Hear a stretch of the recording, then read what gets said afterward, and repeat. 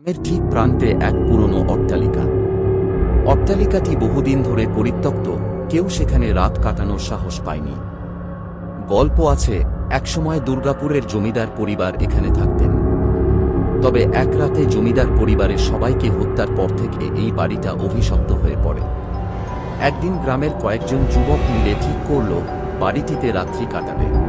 তারা মানত করেছিল, যদি কিচ্ছু না ঘটে তবে তাদের গ্রামের মানুষ এই বাড়ির ভয় দূর করতে পারবে।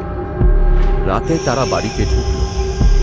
বাতাসের শোঁ শোঁ শব্দ, জানালার কড়াকড় শব্দ, আর দূর থেকে ভেসে আসা পেঁচার ডাকে পরিবেশ ভয়ঙ্কর হয়ে উঠল।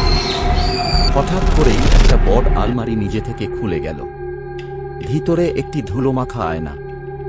যুবকরা যখন আয়নার দিকে তাকালো, তখন দেখতে পেল তাদের পেছনে একজন সাদা শাড়ি পরা মহিলা দাঁড়িয়ে আছে।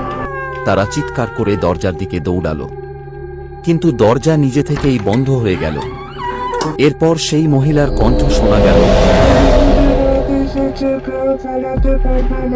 ভোর হওয়ার আগে কেউ তাদের খুঁজে পায়নি।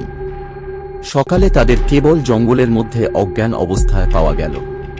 কেউ জানে না তাদের কি হয়েছিল, তবে তারা আর কখনো সেই বাড়ির নাম পর্যন্ত উচ্চারণ করেনি।